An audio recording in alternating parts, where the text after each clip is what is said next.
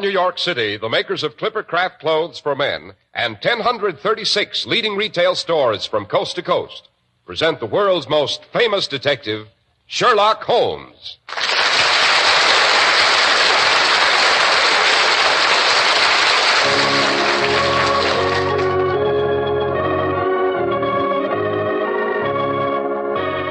This week's story, The Adventure of the Veiled Lodger.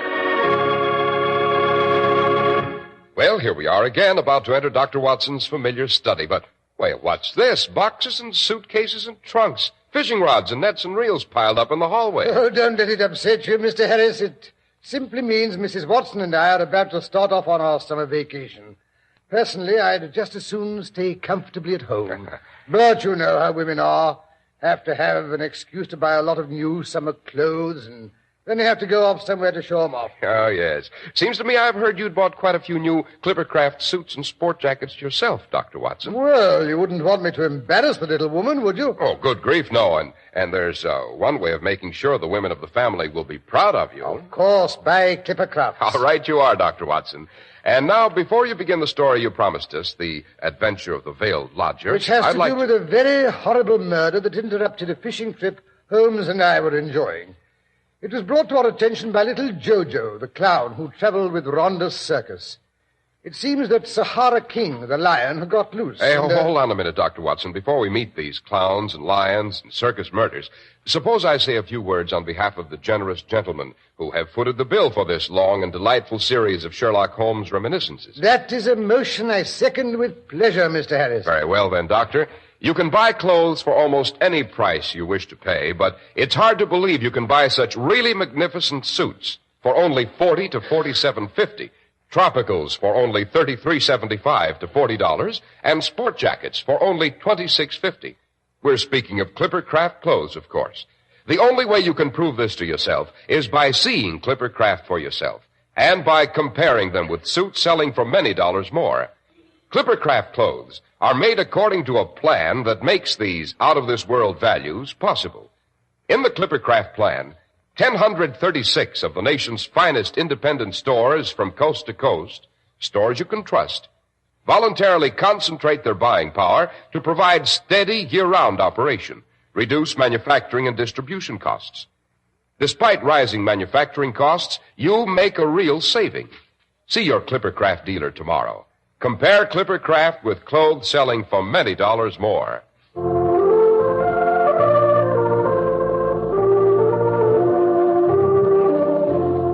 And now, Dr. Watson, back to our final story. Well, Mr. Harris, when I was packing my fishing paraphernalia this morning, it put me in mind of the horrible catastrophe that interrupted a certain trip Holmes and I were indulging in.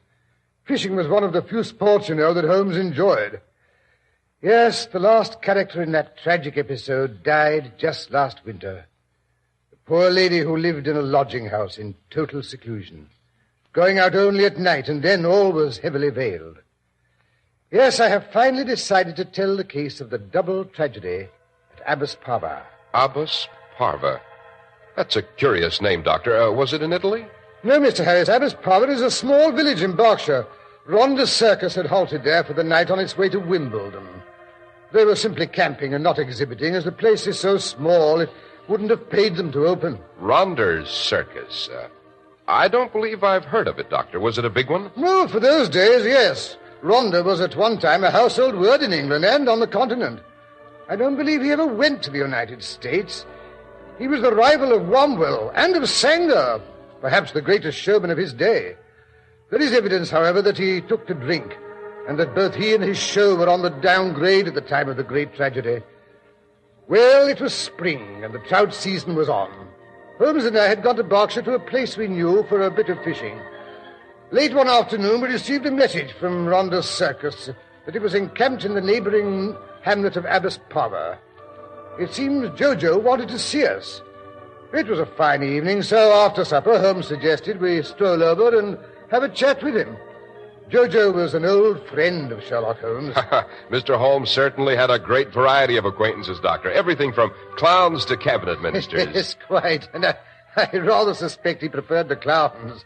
He always said they were more human. where we found Jojo behind the cook tent smoking his evening pipe. The peculiar, exhilarating smell that a circus carries with it hung heavy in the still air. I know. It's made up of animals and peanuts and sawdust and canvas and pink lemonade. That's as good a description as any, Mr. Harris. Well, everything looked peaceful enough, but there was an undercurrent of excitement about. Somewhere in the distance, a lion roared.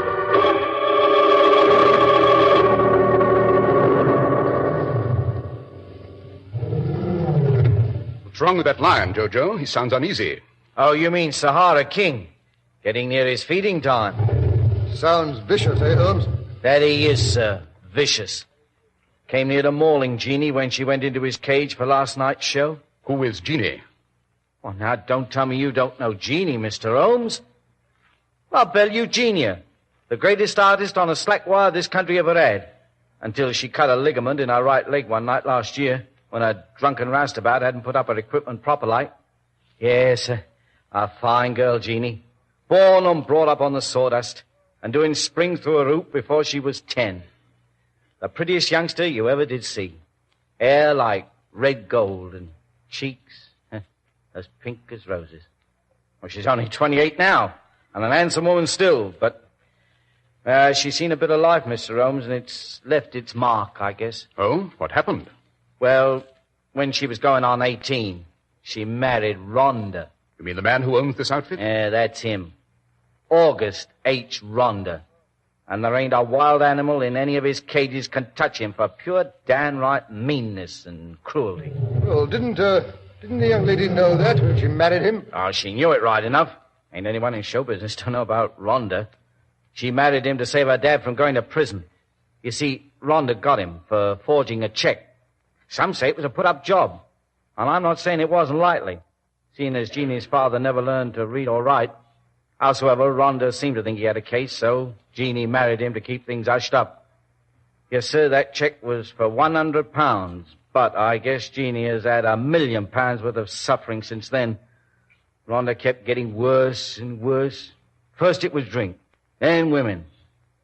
And then he took to beating her up. The unmitigated blackguard. Yes. I kind of figure he hated her because he knew he wasn't fit to clean her boots. Always figuring out new ways to torture her.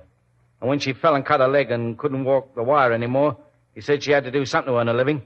He put her in the cages, doing an act with the big cats. You mean the lions and tigers? Yes, Mr. Owens. Well, Jeannie's always been afraid of them ever since she was a baby. Couldn't even stand the sight of a common, ordinary house cat. Some folks are like that, Mr. Holmes. Yes, it's a not uncommon phobia. Yes, sir. And so when Rhonda made Jeannie work with the big cats, it was pure torture to her. And maybe he didn't know that. Yes, sir. He even makes her feed them. Says it's because they'll feel more friendly toward her if she does. But between you and me, it's because they always roar so at feeding time, and that terrifies her. You see? Present medieval gentleman. He should have lived at the time of the Spanish Inquisition. Look here, why didn't someone in the circus interfere? Go to the police. Well, we don't dare for fear of losing our jobs. Well, besides, what could we prove? Watson, the circus is a world of its own, and the people in it are born, brought up, and finally die under canvas. They travel here and there, never making any real contact with outside life. If one of the performers had stepped in to protect Mrs. Rhonda, he'd have lost his job and never been able to get into a circus again in all probability. Yes, sir, that's right. As I said, the circus is a world of its own. It has its own loves and hates, its own laws and standards. And Rhonda is its Tsar, its Caesar, its God. The circus performer, there is no life outside the circus. Take him away from the sawdust and the circus smells, its eternal wanderings, its audiences, its hardships. And he's as lost and out of place as you would be on Mars. Yes, sir. And that's why no one's ever called in the police. First, because we don't dare, and second, because we don't like outsiders poking around our affairs. But you're different, Mr. Holmes. You understand us. Besides, you're not a regular blue nose. Yes, that's what he's always saying, not one of the official police. Yes, sir. And so that's why, Mr. Holmes, I thought maybe you'd kind of take a look around. Maybe you might be in time to prevent something. What do you mean by something, Jojo? Best if I know, Mr. Holmes, but Something's going to happen. It ain't going to be pretty. I got a feeling, a kind of warning, and I ain't the only one. The rest of them, they got the wind up, too.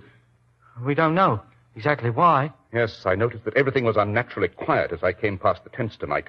No singing and shouting, none of the usual couples walking around arm in arm. Everyone seems to be under cover. Yeah, that's what they are, sir. Under cover. And listening. Waiting for something to happen. Some people say we circus folks are superstitious. You call it what you like. But we always knows when something's going to happen.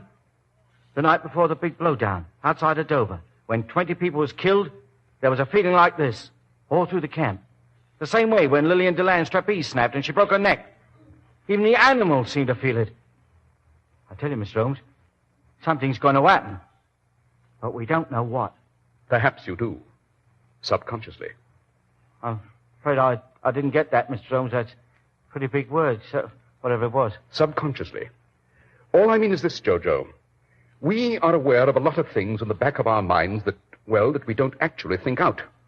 The back of our minds notices a lot of little things we don't even remember. And it adds all these little things together and reaches some rather surprising conclusions. Now and then, these conclusions amount to a knowledge of danger. And the subconscious mind tries to flash us a warning, and we feel uncomfortable, because we cannot go back into our unconscious minds and dig out the items that have gone to make up the total. Well, if you can't, you can't, I guess. But sometimes you can, if you have help. Now then, Jojo, you say you're worried, and Jeannie Rhonda is obviously uppermost in your mind. Yes, sir, I don't feel right about Jeannie. Not since Sahara King tried to maul her last night. That's a fact. I see. But she doesn't have to go into his cage again until you reach your next stand. Am I right? Well, no. Well, that is, she's supposed to feed him tonight. But I heard her say to Rhonda this afternoon she wasn't going near the beast again, ever. Defiance. Rather unusual after all these years, eh, Jojo? Yes, Mr. Holmes. It's an hour past Sahara King's feeding time. He's getting worse every minute. Jojo, what has happened lately to give Jeannie Rhonda the courage to defy her husband? Well, sir, that is, I really don't know, by rights. But you suspect something. Well, that is, I really wouldn't like to say, you see. Well, I'm fond of Jeannie. Someone has joined the circus lately. Someone who isn't afraid of Rhonda, but who is fond of Jeannie. Am I right? Well, I wouldn't say he's really fond of her. Maybe it's just because if Rhonda dies, the circus belongs to his widow. And anyone can see that Rhonda's liable to have apoplexy any day if he don't give up drinking like a sponge. But, well, bless me. How did you guess, Mr. Holmes? Nothing persuades a woman to defy one man as quickly as the knowledge that there's another man to back her up. And who is this chap who isn't afraid of Rhonda? It's Leonardo, the new strong man. He's handsome, all right. Strong as an ox, but I don't trust him, Mr. Holmes. He don't look you straight in the eye. Oh, I'm not blaming Jeannie. I guess compared to old Rhonda, he looked like the angel Gabriel, and besides, he's the first man that ever did show her any attention. She's been pretty lonely sometimes. Do you think Rhonda suspects this attachment? That I don't know, Mr. Holmes. I wish to heaven I did. Seems he came home unexpected last night. As a rule, he sits drinking in some pub or other until closing time, but last night he came home early, and Jeannie wasn't in their wagon. He liked to tore up the place. But whether he found out something, I couldn't say. I wish someone would feed that beast so he'd stop that caterwauling. It gives me goose flesh all up and down my spine. And well it may. If he ain't fed soon, it won't be safe for anyone to go in his cage. Yes. Come along, Watson. I think the sooner we reach it, the better. Oh, you mean you're going to interview that lion? What do you think it is, Mr. Holmes? What's going to happen? I'm not certain, Jojo. But doesn't it strike you as curious that if Rhonda isn't going to force his wife to feed the beast, he hasn't sent someone else to do it? You think he's just letting her put it off until the beast's in a filthy, dangerous rage? In a killing rage, perhaps. By Jiminy. That'd be just like him. To make her go in there, and not a chance of it. Exactly. And no one could ever prove he meant to kill her. Oh, we must be almost there. That beast sounds unpleasantly close. Just around this tent, sir. Holmes, why are you cocking a revolver? You don't actually think... Listen, someone on the other side of the tent talking. Oh, yes, you will. Think you can defy me, my girl? I'll show you. But I'm afraid. Oh, Augustus, please, just this once. It's them, Rhonda and Jeannie. Open that cage and get in there. I'll flog the skin off your back. I'll show you who's your master. Thought I didn't know you were sneaking out nights. Unlock that cage! Oh, hurry, we must stop her. She can't go in there.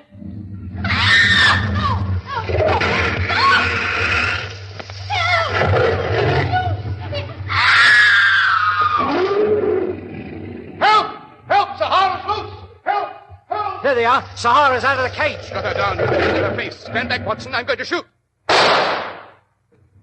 You got him. You got him. Jeannie. Are you hurt? Her face. Oh, it's torn to pieces. She's covered with blood. Oh, Jeannie. Easy there, Jojo. Easy. Watson, is she dying? No, I think we can save her, but she'll be horribly disfigured. And this man over here, I take it this is Rhonda. Yes, Mr. Holmes. Sahara must have got him, too. He's gone, I'm afraid. Back of the skull completely crushed. Good Lord, that animal must have had a paw like a sledgehammer. Look how the claws tore the scalp. I wonder. Well, I must say I don't see anything to wonder about, Holmes. The lion escaped from the cage and went for both of them. Yes, but why not the other man as well? What other man? The one who screamed and ran away. Oh, coward. He could have saved me. Coward. Oh.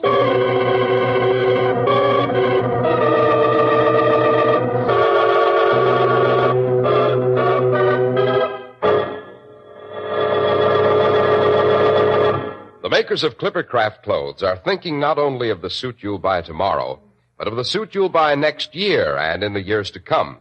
That's why you can always depend on the Clippercraft label. Why Clippercraft makes a business of bringing you one of the greatest values in America.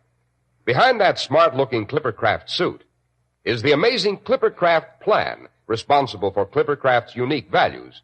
You get the benefit of tremendous savings through the Clippercraft plan, whereby 1,036 of the nation's finest independent local stores from coast to coast voluntarily concentrate their buying power. Because of this plan, your fine new Clippercraft suit costs only $40 to $47.50, your tropical only $33.75 to $40, and your sport jacket only $26.50. For selling expensive clothes at inexpensive low prices at the nation's finest stores is the great big idea behind the Clippercraft plan. That's why men who know insist on Clippercraft clothes. Be sure to visit the Clippercraft store in your city. These leading stores in the metropolitan area are proud to add their names to Clippercraft in your suits, sport jackets, and tropicals. In Manhattan, John Wanamaker Men's Stores, Broadway at 8th and 67 Liberty Street. Saks 34th, Broadway at 34th. In Brooklyn, Abraham and Strauss. In Newark, New Jersey, Boulevard Men's Shop, Kresge Newark. And in Jamaica, the B&B Clothes Shop, 16408 Jamaica Avenue.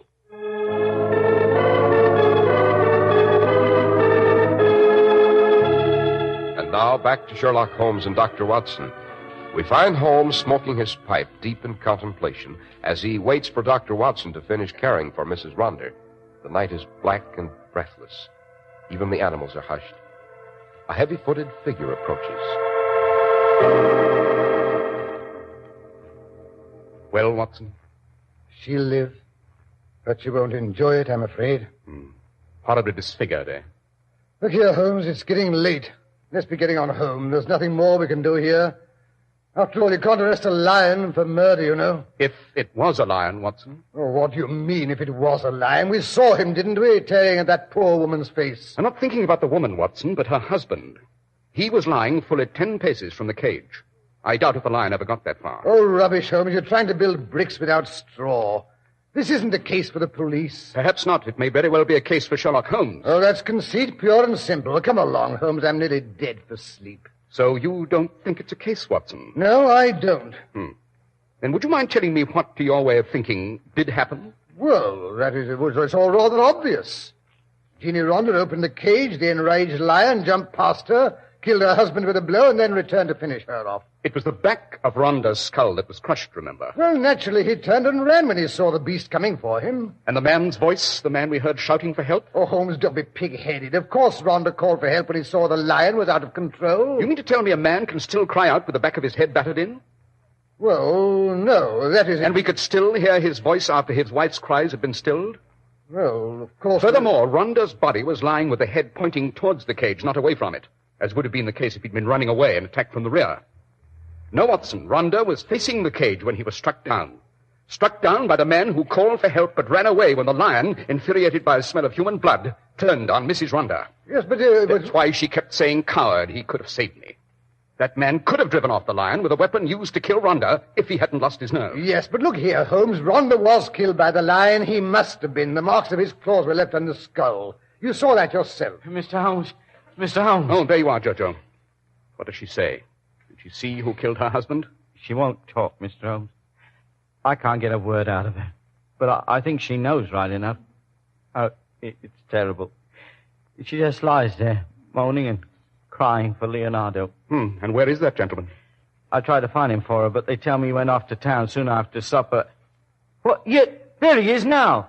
Coming up the road from Abbess Parva. Yeah, I must run and tell him what's happened. Jeannie wants to see him. He's the only one who can comfort her. Oh, that should be an interesting interview, Watson. Suppose we wander over to Mrs. Rhonda's wagon. I believe it has a convenient window. You mean you're going to eavesdrop? That is my intention. Holmes, have you no moral scruples? None whatever, my dear Watson. None whatever.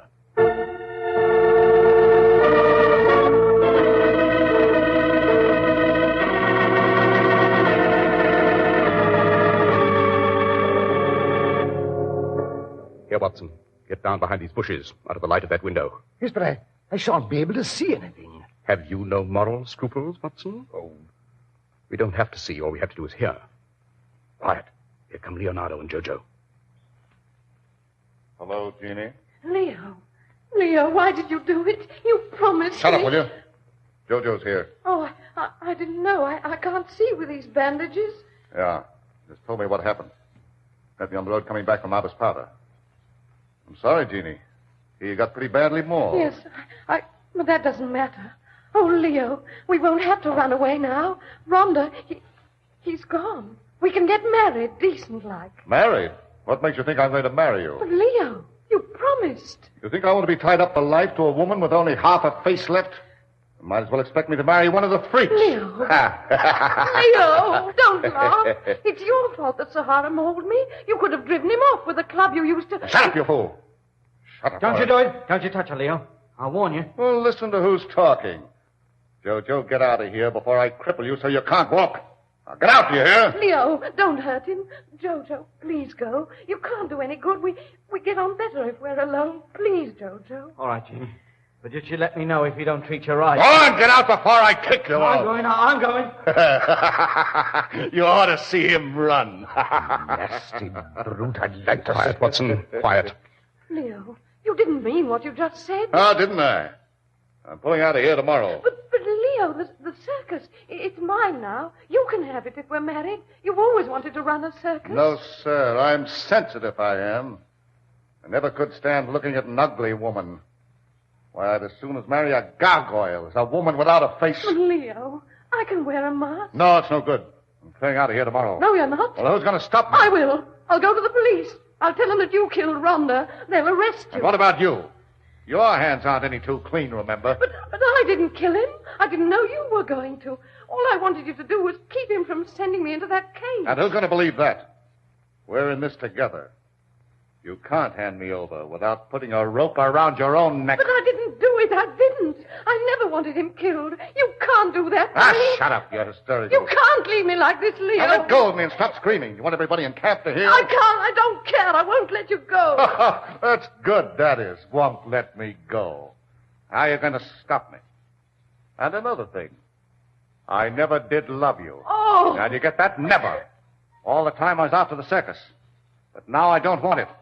Not if I've got to have you along with I'll it. kill you, Leo. I'll kill you for this. Go ahead. You haven't got the nerve. Well, I'm going. Leo. Leo. Oh. Holmes, you're not going to let him go like that. He's guilty. Cut him. Cut him. Holmes, she shot him. Quick, Watson. We've got to see him. Perhaps he's not dead yet. I wish we'd stayed home tonight. Here he is, Watson. Help me turn him over. Righto. Yes, he's dead right enough. Hit between the eyes. Nice shot. So, she did have the nerve after all. No, Watson. Jeannie Rhonda did not shoot Leonardo. But Holmes, look She here. couldn't. Her eyes were bandaged. Come along, Watson. We're going home. I think I could use a bit of sleep myself. But I say, Holmes, look here. Aren't you going to stay around and find out who shot him? I don't think I want to know, Watson. We solved the first murder. That's enough for one evening. Besides, did I ever tell you that Jojo's father was famous for his tricks with a rifle? Yes, I believe his sons weren't half bad either.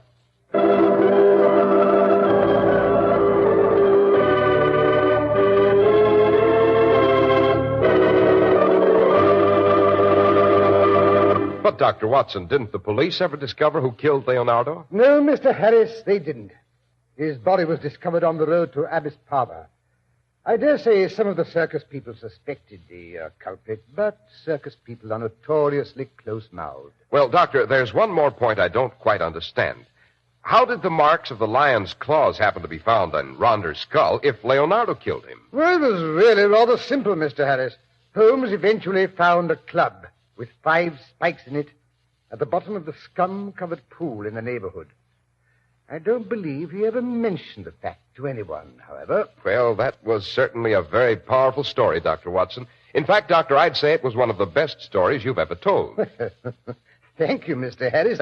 I like to finish on a high point, don't you know? But you're not going to go away and leave us for good, are you? You really want me to come back in the fall? You know we do, Dr. Watson. Why, the week would be kind of empty without a Sherlock Holmes adventure to look forward to. Well, in that case, I think it could be arranged. All I wanted was a little coaxing, you know. Well, then consider yourself coaxed, Dr. Watson. Thank you, Mr. Harris. And a most heartfelt thank you to all our radio friends who have so patiently listened to the reminiscences of a venerable medico who was fortunate enough to become the biographer of Sherlock Holmes. And last, but by no means least, thanks to our generous sponsors who have made these half hours possible. You know, Dr. Watson, I sometimes suspect they are Sherlock Holmes fans, too. I hope so, Mr. Harris. I certainly hope so. And now a pleasant vacation to you and all our friends. The same to you, Dr. Watson, and have fun in your new Clippercraft wardrobe.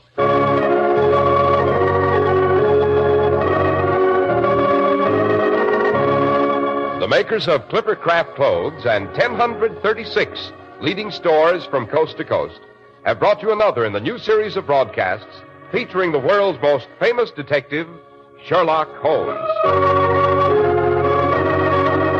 Our stories are based upon the character Sherlock Holmes, created by Sir Arthur Conan Doyle. Sherlock Holmes is played by John Stanley, Dr. Watson by Alfred Shirley, and the dramatizations are by Edith Meiser. Sherlock Holmes is produced and directed by Basil Lochran, with special music by Albert Berman.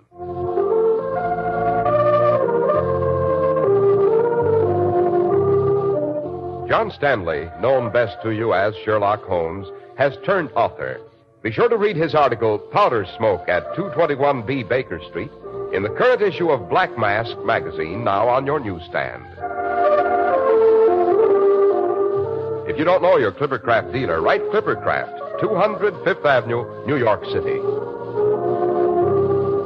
Well, cheerio, Sherlock Holmes, Dr. Watson, and members of the Clippercraft radio audience until the fall. Best wishes for a most pleasant summer from the makers of Clippercraft clothes for men and 1,036 leading stores from coast to coast. Remember, we'll be on the air again next fall, when Clippercraft will again bring you the world's most famous detective, Sherlock Holmes.